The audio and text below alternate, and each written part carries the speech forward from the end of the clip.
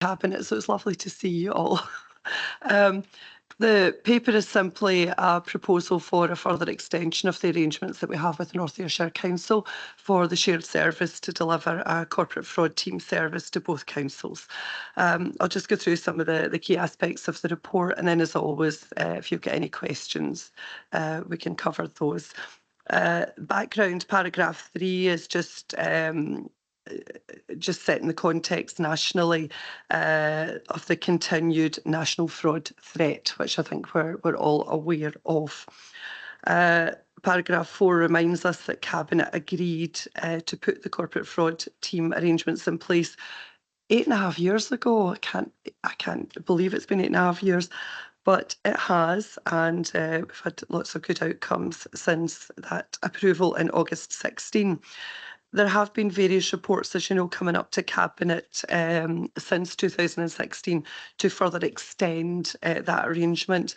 The bullet points there set out the key principles around the legal agreement for the arrangement, and the most that we've ever approved it on is on a 3-yearly basis. Sometimes it's been an annual basis, depending on the context.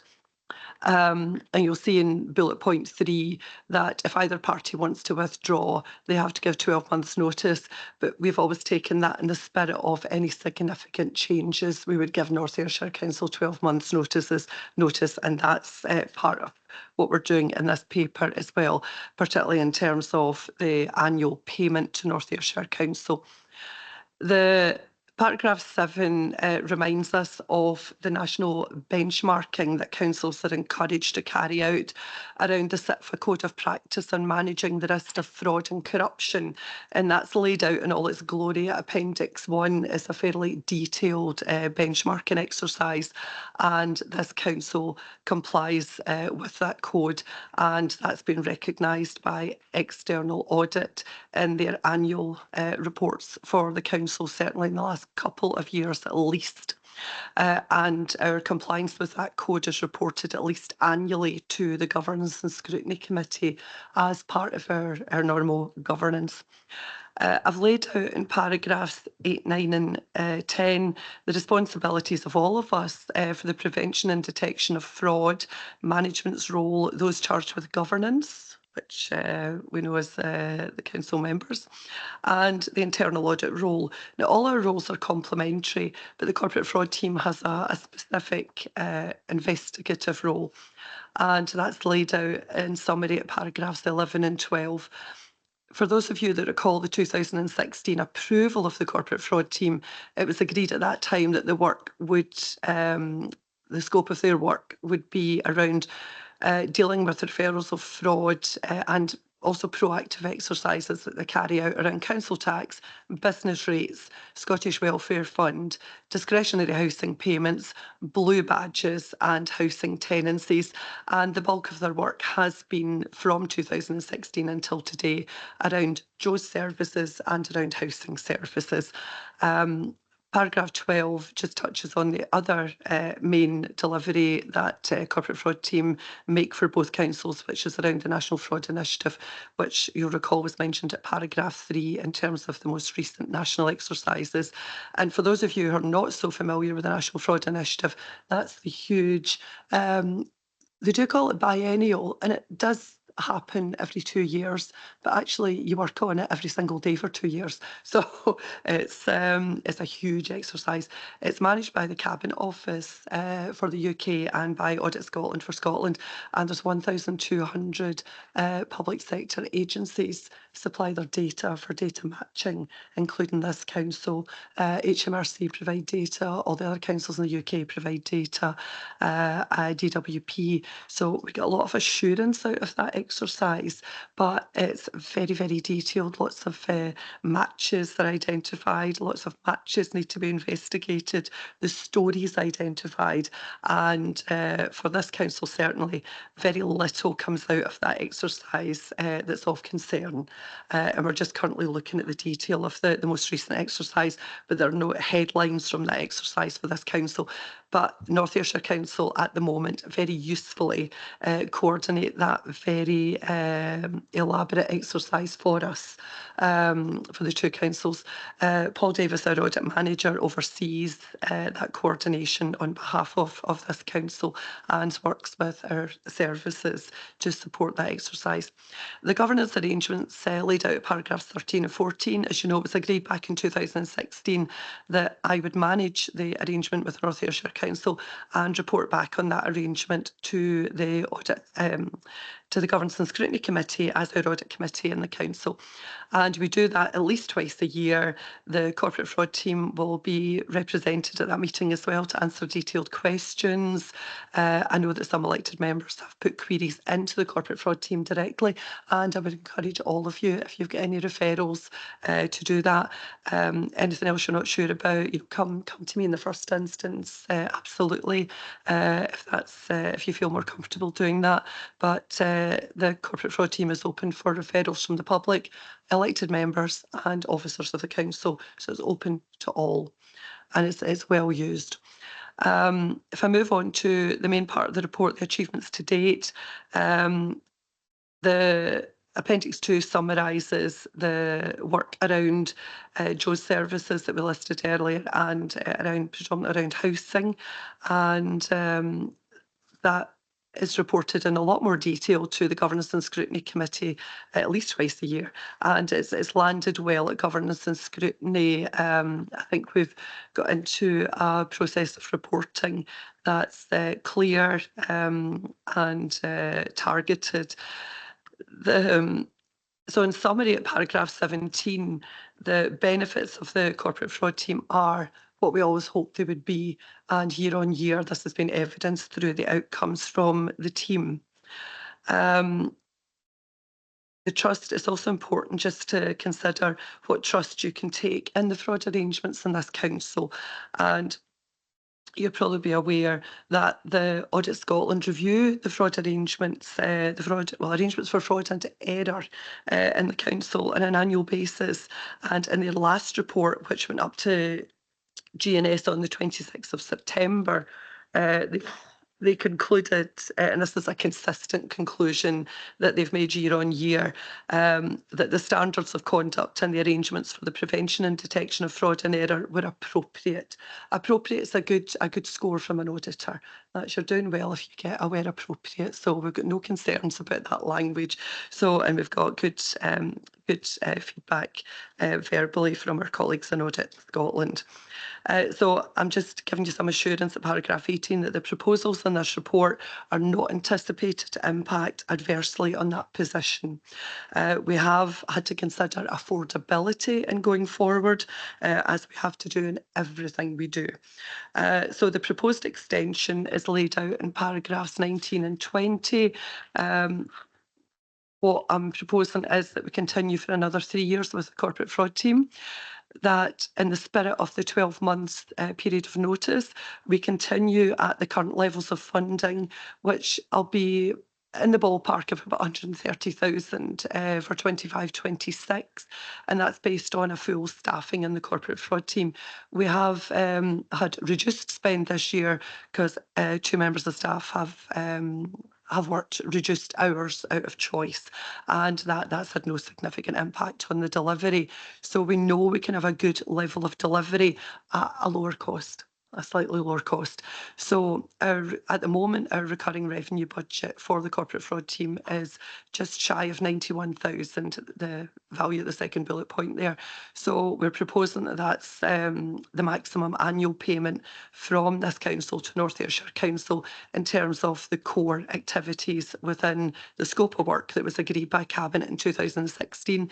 It may be the case that from time to time we look for additional services, and that will be agreed based on affordability at that point in time. The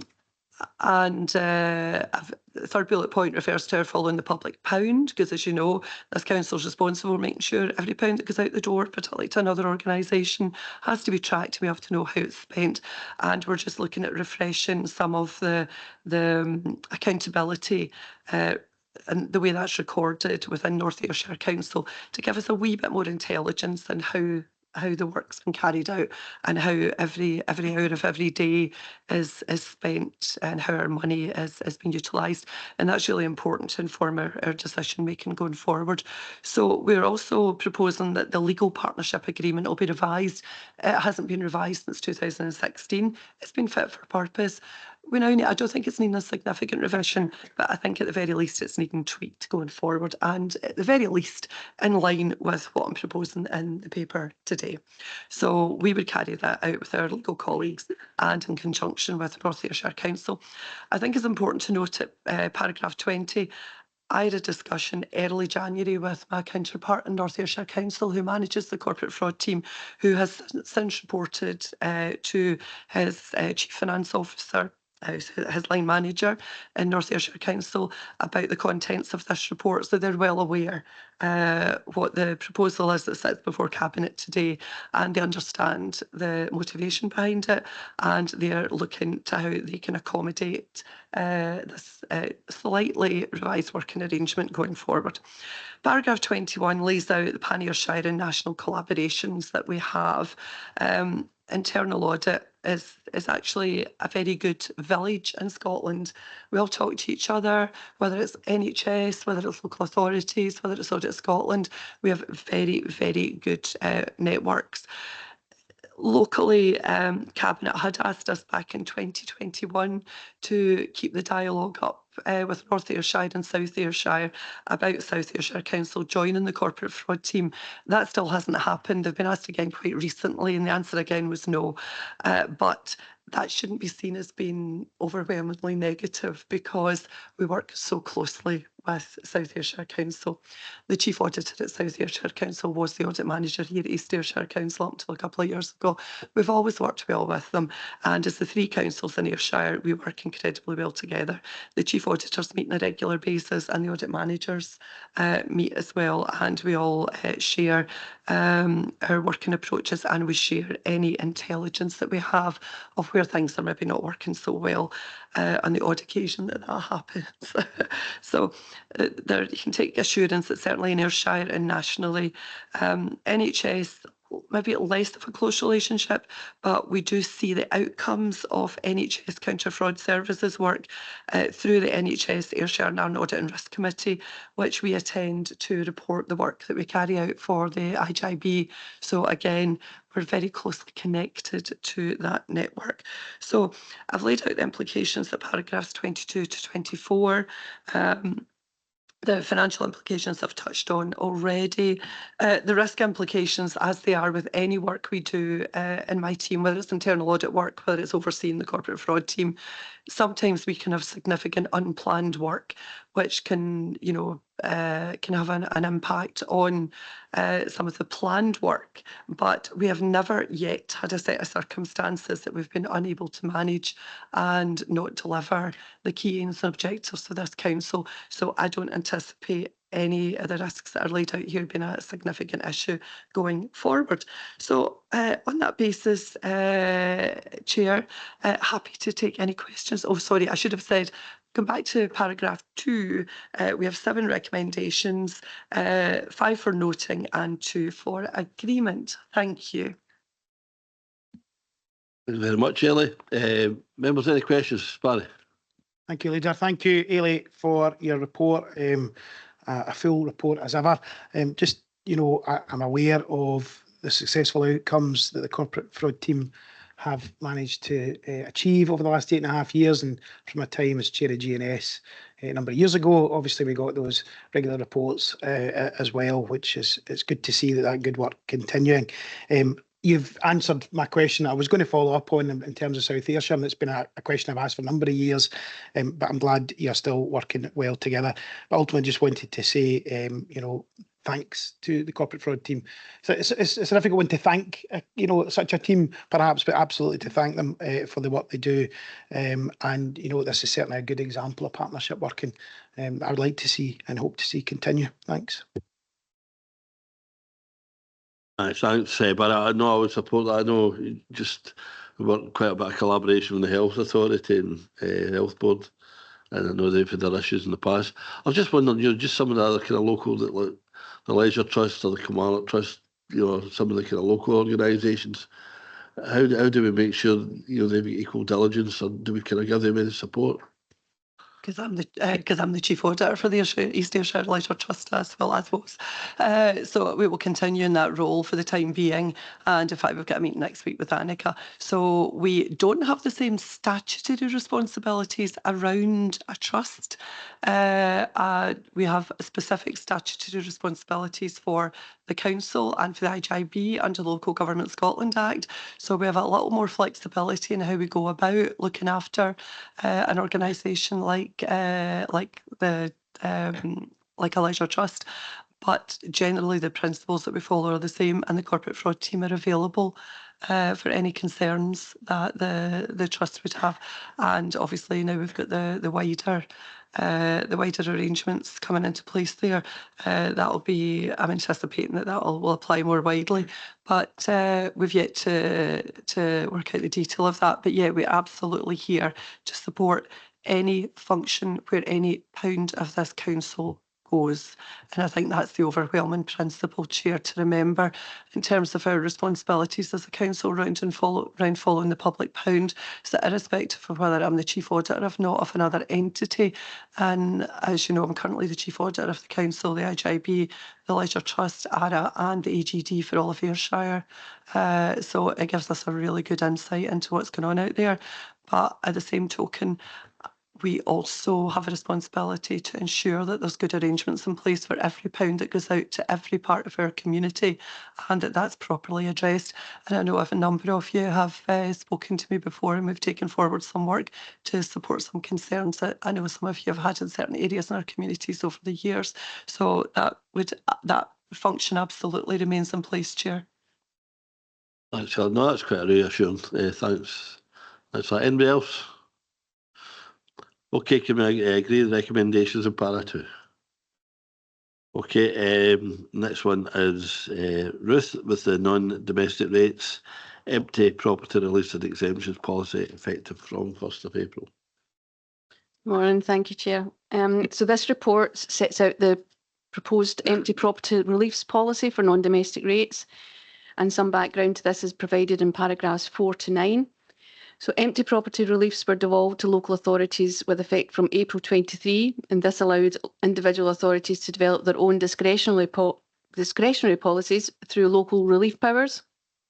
Prior to this, the mandatory empty property reliefs formed part of the national business framework and were included in the national pool returns.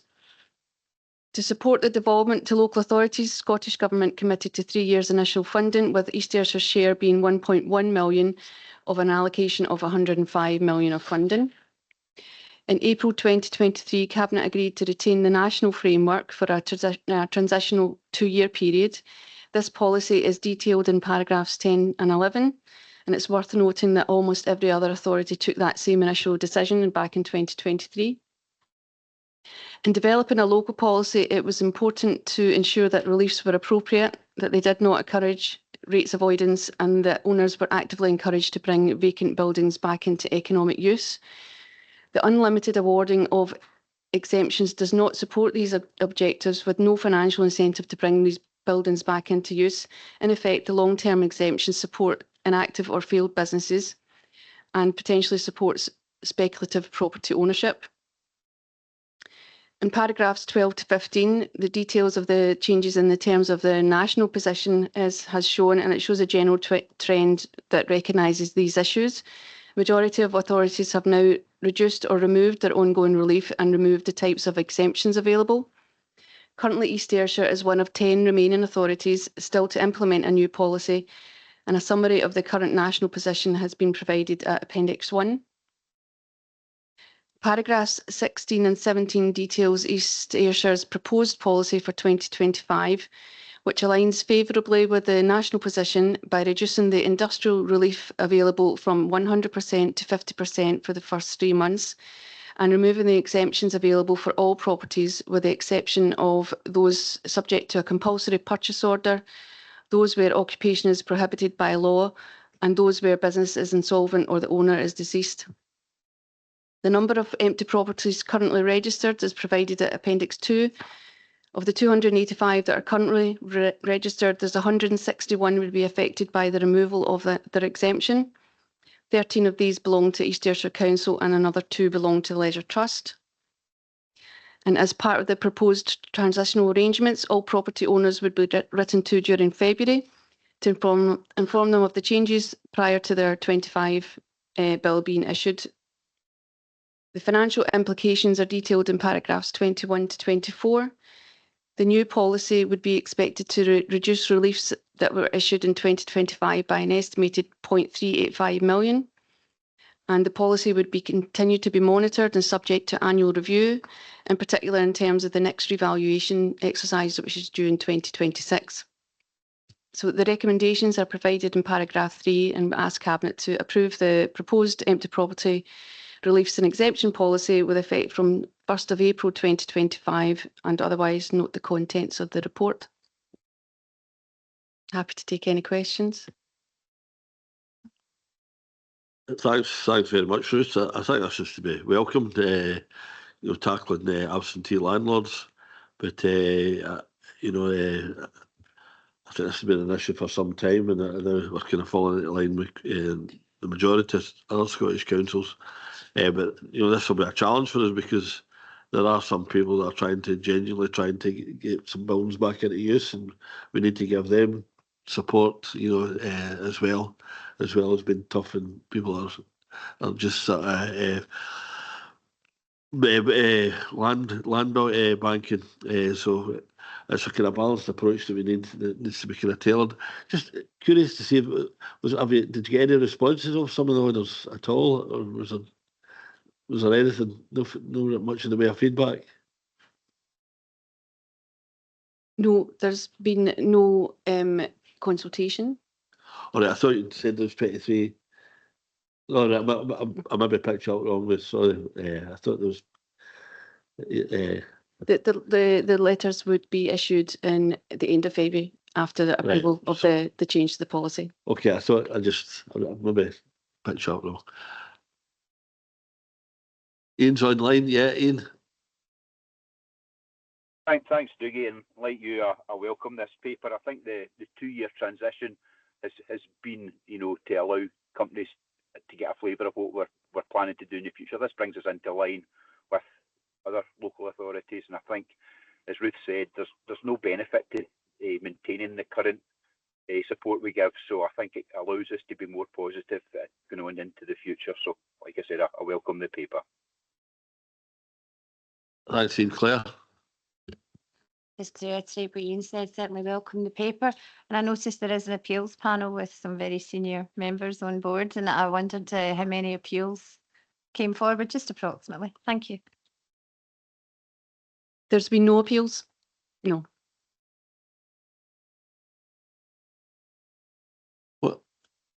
I suppose it depends what period we're talking about. There certainly haven't been many, but there was one brought to the appeals panel last year, but it may have been in respect to a different year. But there has been one rates appeal, and there's one in the offing now that's getting dealt with officers at the middle tier on Friday and may find its way to the panel. But it's not been that frequent because there's 2 layers below that. We tend to manage them, but dribs and drabs, I suppose, and single figures is the answer. That was a debate about art. If I'm. Yes. Okay. Any other comments? I think we want to welcome this, but just want to continue the support that we're giving to business as well, and see if there's anything we need to do there. But obviously, with consultation, we'll look at that with interest and see what comes back. Drew. Thanks, Chair. I welcome the paper as well, but I know as a council, we're hoping to support all these people that are actually definitely they can prove that they're trying to bring these places back into condition so they can get them back open again, especially with even domestic rates as well. Some of these premises, people have unfortunately been found by buildings not up to standard and having to spend all their money on that the council will give these people all the support they can too, because they clearly can show they're trying to bring these buildings back into use. No, absolutely, Drew. I agree 100% there. Okay. Okay, can we agree the recommendations? Okay, now go to item 4, which is Galloway National Park, draft East Ayrshire Council response to Nature Scott consultation. Karen. Thanks, Leader. The purpose of this report is to present to Cabinet a proposed response to the Nature Scott consultation on the proposed Galloway National Park and to seek authority to submit this response to the consultation prior to the deadline of the 14th of February 2025. The background to this report is set out in paragraphs 3 to 8 in terms of the Scottish Government declaring that it would designate another national park and the bid process, which saw GNPA's bid for the Galloway National Park be the only bid of 5 carried forwards in the process. That bid was, at that time, supported in principle by all 3 local authorities, so South, East Ayrshire and De Vries and Galloway, and the South of Scotland Enterprise. Scottish ministers appointed Nature Scott as the reporter to consult and advise them on the proposal. The proposal and the consultation on it addressed various aspects of how the park would be defined and how it would operate. And critically for East Ayrshire, the boundary has not yet been defined, and 3 options are set out in the consultation, as noted and discussed in more detail in paragraphs 12 to 14 of the report. I want to impress on members that, as per its appointment by Scottish ministers, Nature Scott is responsible for undertaking all consultation and engagement on the proposal, rather than East Ayrshire Council, which is acting in this process as a consultee. In-person community engagement sessions have been held across the proposed park area led by Nature Scott, including 2 sessions in East Ayrshire in Dalmellington and Bellsbank. And Nature Scott went to the East Ayrshire Young Persons Cabinet its January meeting, and a session was held by them with pupils at Doon Academy. Feedback from the sessions with young people points towards general positivity to the proposed national park. However, in general terms, as the consultation is led by Nature Scott, the Council is not in receipt of consultation responses from local community members and other interested parties. It's proposed, therefore, that the response brought forward to this report will be clearly identified as a Council response and should not be considered to necessarily reflect the views of local people. The proposed response is set out in Appendix 1, and I would note that given the level of uncertainty around certain aspects of the proposed park, such as the boundary, it has not always been possible to answer all the detailed questions, as there are still too many variables at play. Where this is the case, this has been highlighted within the response, where support for the national park is heavily caveated on how it will operate.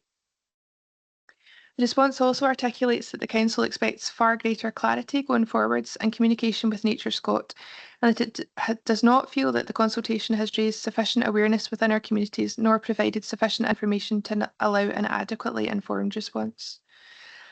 A summary of the response in Appendix 1 is set out in paragraphs 9 to 26. It is proposed that the Council supports the principle of the formation of the National Park, which incorporates areas of South Ayrshire and East Ayrshire on the basis of potentially significant long-term impacts on the local economy, tourism demand, as well as the offer within these areas.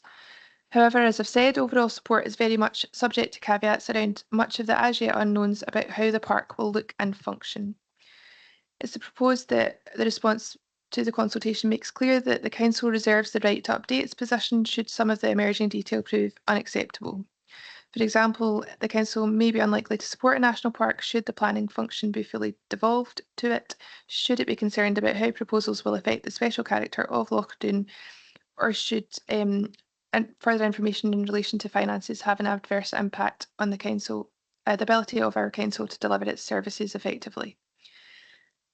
Broadly, the response advocates for the largest area of East Ayrshire to be included per the options presented, and for decision making to remain where possible within the individual local authorities rather than a new park authority, including in terms of access, the determination of planning applications and the local development plan. Finally, we reflect it's important that the name of the park provides representation for the areas in Ayrshire. In terms of next steps, per paragraphs 27 and 28, subject to approval of the content of the consultation response described in recommendation 1 set out in Appendix 1, the consultation will be submitted to Nature Scott, which is acting as reporter in the proposal prior to the deadline, forming the Council's formal position on the consultation paper. Once that consultation is closed, Scottish ministers require Nature Scott to submit and publish a report on its findings and recommendations by the end of April, and Scottish ministers will then consider Nature Scott's report, including the findings of the public consultation, and consider whether or not they wish to designate the area as Scotland's third national park. If the Scottish Government decides to proceed with the designation process, it will consult further on more detailed contents of a draft designation order, including a detailed boundary. There's a range of implications set out in paragraphs 29 to 37, and the report caveats the uncertainty around the governance and financial implications at this time. In terms of the financial implications, the consultation sets out that it will be funded separately by the Scottish Government, but there is no clear detail as to costs. The National Park presents an exciting opportunity for South West Scotland, but at the same time, there are considerable complexities in relation to governance, finance and land use planning, amongst other things that will need to be navigated over the coming years if we Scottish ministers decide to move forward with the designation. Whilst there are still many unknowns, particularly in relation to the boundary, which makes it difficult to fully address some of the detailed questions, the submission will ensure the Council's views on key matters are taken on board by Nature Scot. The recommendations members are set out in paragraph 2, and in particular I'd like to draw your attention to recommendation 4, which sets out that due to the timescales involved for submitting the response to the Scottish Government, that recommendations at 1 and 2 be implemented in advance of any consideration by the Governance and Scrutiny Committee under the call-in arrangements, as to delay the decision would mean the response would not be submitted by the deadline. Thank you, and I'm happy to take any questions. Claire, Barry. I just want to say I think this is an excellent paper. It addresses all our concerns. We have a lot of concerns about the park.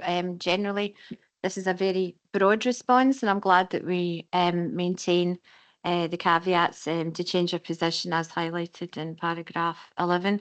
It is very broad. There's very little detail. There's be a lot more hopefully to come. And as Karen reminds us, we're a consultee on this. So I know that some of my colleagues had a lot of concerns, especially regarding boundaries and retaining control, and especially control over planning, and it doesn't go to another body. So in general, yes, I do support this paper, and I'm quite happy to put it forward. Thank you. Thanks, Claire. Barry. Thank you, Leader. Just I note that Dumfries and Galloway Council actually, when it came to the first question, which was, do you support a new national park in South West Scotland, that they voted that they were undecided. I have to say, when the biggest local authority that is impacted by that is undecided and a bit ambivalent about it, I do have some concerns, share some very real concerns in terms of the governance and the planning function. You know, I know from some experience in another local authority where the Park Authority has a planning function, and the Chief Planner, I'm sure, could talk a bit about that from her experience before. It causes some potential confusion and concern, and even a number of years down the line, people maybe not quite understanding who has planning, who has that responsibility is a concern for me. But I think just ultimately, when Dumfries and Galloway are undecided, and they're the biggest authority impacted by this, I tend to wonder what the merits are in terms of this going forward. In principle, the idea of a new national park I get, but detail is scant, I think, at best. There's a lot still to, you know, a lot of water still going under the bridge, I feel, on this. I'm just a bit concerned, particularly when Dumfries and Galloway's position is ambivalent at best. Thanks. I think that the concerns are shared, Barry. Karen. Thanks, Leader. Yeah, I spent some time watching the Dumfries and Galloway cabinet this week to see to look at how they debated it. I think what I would say is, so the question 1 is essentially about whether we support the national park or not, and there's a range of answers from that, from, you know, kind of strong support, tend to support, undecided, and then tend not to support, etc. So the content of their discussion, I think, reflects exactly what we've put in our response, the difference being that they've chosen to say undecided rather than tend to support. They spent quite a long time talking about it. I think every concern that they had is one that we have raised through our paper. They did go to a vote on it. They spent a long time discussing it. And as I say, from my point of view, I think that what we put in that question is not necessarily as important as the caveats that we've got around it in terms of the remainder of the response.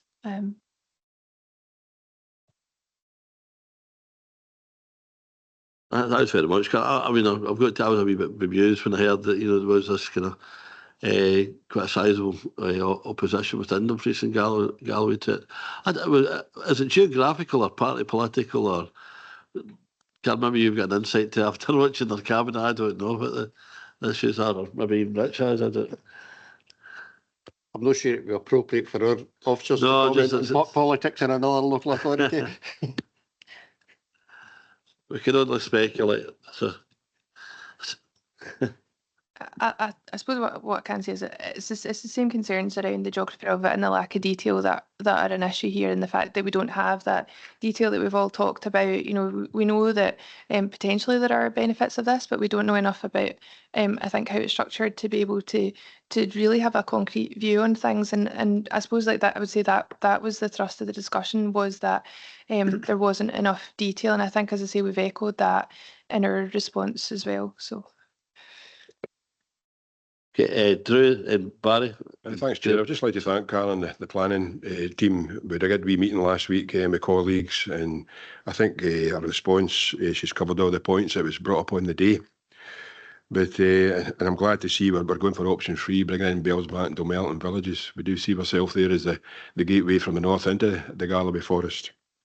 But as Claire has said and Barry said, there's a lack of information here basically, so we need more kind of clarification, especially on boundaries and things like that. Even the maps are not that clear, so I think we've got more consultation to come, but I tend to support just now anyway. I missed it, Graham. I better but Thanks, Dick. I'm probably going to echo what's already been said. I mean, I don't often say this, but I actually really enjoyed reading this cabinet report. Karen, you've obviously put a lot of work into it, and I really appreciate that. See, as Drew said, I fully support option 3 as well, the inclusion of Bellsbank, Dunmelton, and apologies if I brutalise the pronunciation of this as Gillen Estate, Drew. Yep, thank you very much. Karen, the name of the national park, I think we really have to push for Ayrshire to be included in that. I think that would give a greater benefit to East Ayrshire. The points about the engagement, they're very well made. And it's already been echoed in here. There's a lot of unknowns at this point, but I think you've struck the right balance of protecting the council that we can alter a position once these unknowns, especially around planning, as they can emerge for us. So at this point, I'm happy to support this consultation response. Thank you. Okay, Barry. Thanks. Just I think on the caveats that we've raised, Dunmelton and Bellsbank absolutely are the gateway in the national park area, and they should be included if there is to be a national park at all. I think the fact that, going back to my point about Dumfries and Galloway being a bit ambivalent about all of this, is as they are the largest authority impacted by this, if they're really not signing up to this and been sitting on the fence with it, I wouldn't want us to be carrying on, and looking to try and deliver something that's ultimately not going to happen. But I think, with the caveats of Dunmelton and Bellsbank absolutely been key to this and been within it, fine. But I do have really grave concerns about Dumfries and Galloway's position, if I'm honest. Regardless of the politics of it all, I'm not too sure. I'm aware how the Labour members were in support of it, but I don't know about the other politics of it. I'm very real concerned that we could be getting involved in something here that ultimately isn't going to happen. And I think we do need a lot more detail about it. What I would say is I reserve a position if Dunmelton and Bellsbank have been not included, and there was a move to have the planning function, removed, I would absolutely not be supporting it. I think that's my position. Thanks. Thanks, Barry. No, I think we'd all be in line with that. I think that's common sense way to approach it. Okay, in terms of recommendations, we're happy with the recommendations. Do we have to emphasise option 3, or are we happy the way they are? They're strong enough the way they are. Okay, just go with the recommendations the way they are, and thanks for the report, Cam. And you're back on again for LDB2. Thanks, Chair. The purpose of this report is to present to Cabinet 4 pieces of non-statutory planning guidance, which when adopted will support the policies and implementation of East Ayrshire Local Development Plan 2. Background set out in paragraphs 3 to 5, which set out that LDP2 was adopted in April 2024, and there are provisions in legislation for non-statutory guidance to support a local development plan as a material planning consideration. Under paragraph 5, you can see the huge amount of work the team have previously done over and above the local development plan itself and other work that they've delivered in addition to the documents that are before us today. Paragraphs 6 to 16 set out details of 4 new pieces of guidance on gardens and design landscape, peatlands and carbon-rich soils, trees and development, and the Stewarton Conservation Area appraisal, which are all significant, complex and important pieces of work in their own right. In terms of the Stewarton Conservation Area appraisal, this is a piece of work that is the result of an action from LDP1, a proposal in there to review the extents of the conservation area and has identified a proposed new larger boundary. A conservation area appraisal is a tool that helps to identify the special interests and changing needs of an area. The Stewarton one examined both the existing conservation area and immediate surroundings to explore the appropriateness of extending the boundary. It did conclude that the boundary should be extended to take in significant parts of High Street and Main Street, the main thoroughfare that cuts through the central part of the town centre. Appendix 1 to this report illustrates the extents of the existing conservation area and the suggested extension. The suggested extension to the boundary is the most significant implication of that appraisal. Essentially, it would bring a greater range of developments under planning control, and whilst this will help safeguard and enhance the quality of the built environment, it's important to recognise that it does place additional requirements on property owners. Therefore, before any change is further considered, those affected, it's proposed that those affected are engaged and we ask their views on their proposal. And to do that, we would notify all properties within the area and ask them to provide any comments, with those helping to inform our final position on whether we went forward with that or not.